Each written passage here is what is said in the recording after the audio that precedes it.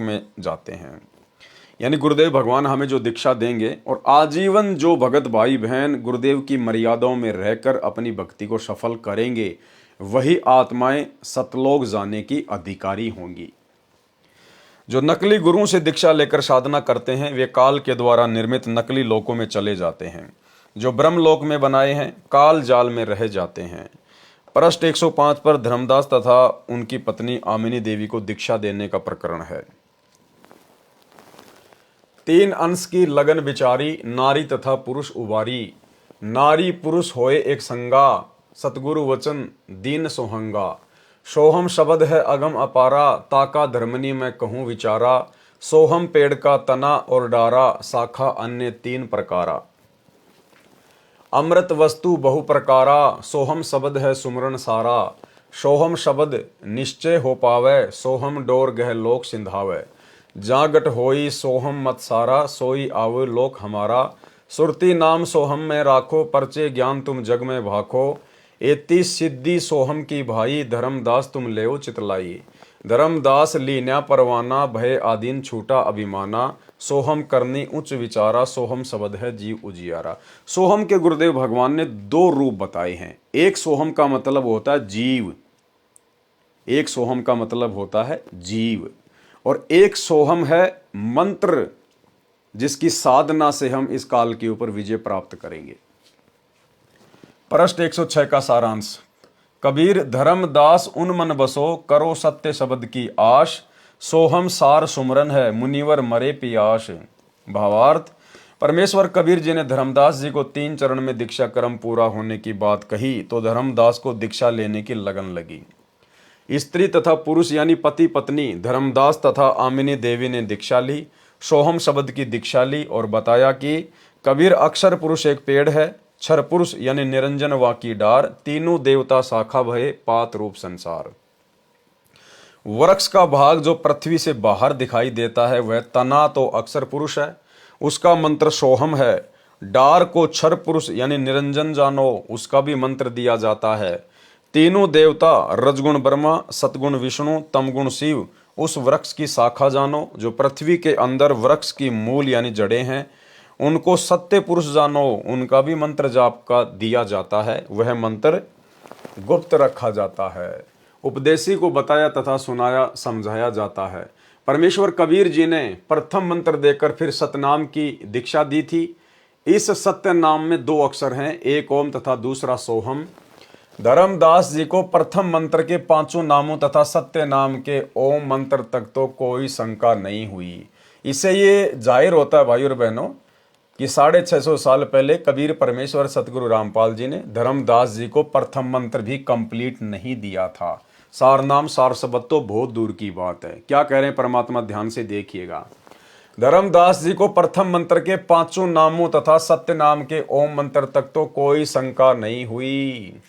यानी धर्मदास को प्रथम मंत्र में केवल बीच बीच के 5 ही मंत्र गुरुदेव भगवान ने दिए थे, क्योंकि कंप्लीट कोर्स तो वर्तमान की बिचली पीढ़ी में ही देना था।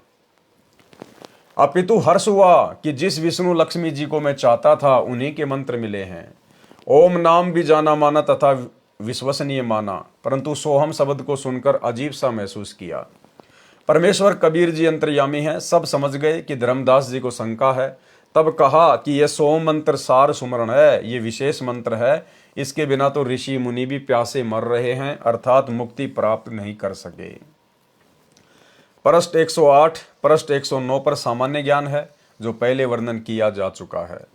कबीर वाणी पृष्ठ 110 पर सामान्य ज्ञान है। गुरु के प्रति शिष्य की कैसी भावना होनी चाहिए, यह खास ज्ञान है।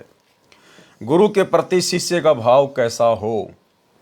गुरु सो अंतर कभू न राखै, प्रेम तीर्ति सो दीनता बाख है। क्या कह रहे हैं परमात्मा, यदि वास्तव में मोक्ष प्राप्त करना है तो गुरु सो अंतर कभू न राखै, अपने गुरुजी से कभी भी हमने दूरी बनाकर नहीं रखनी है। सदा हमने अपने गुरुदेव के चरणों में स्वयं को समर्पित करके रखना है। एक पल भी हमने अपने गुरुदेव भगवान को नहीं भूलना है।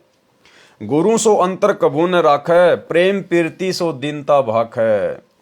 जे गुरु को निंदे अक्षरों ध्यावे, बिन गुरु अक्षर कैसे पावे।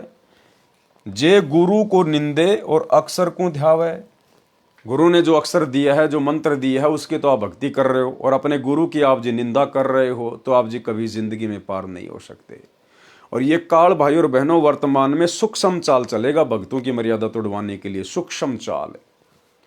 और ये सूक्ष्म चाल वर्तमान में इन सतलोक आश्रमों में पूरी तरह से चली जा रही है, गुरु की निंदा करवाई जा रही है।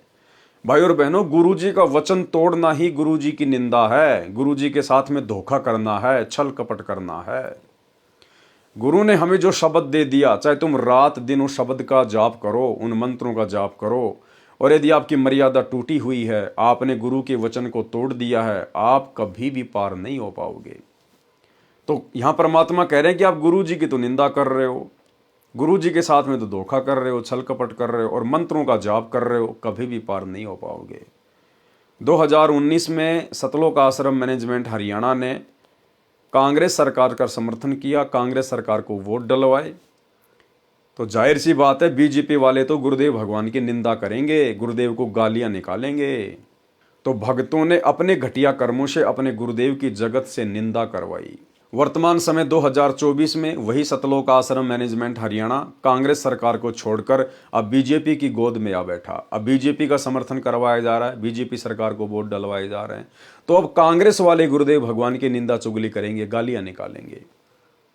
तो भाई बहन अपने घटिया कर्मों से, अपनी नादानी से अपने गुरुदेव को निंदा का पात्र बना रहे हैं।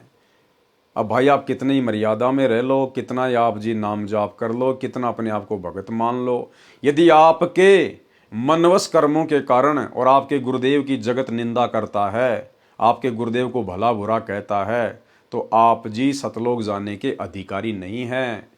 आप जी सतगुरु के भगत की श्रेणी में नहीं है। भगत चाहे स्वयं निंदा करे या अपने घटिया कर्मों से अन्य लोगों से अपने गुरुदेव की निंदा करवाए, बात एक ही है। जे गुरु को निंदे अक्षर को ध्यावे, बिन गुरु अक्षर कैसे पावे।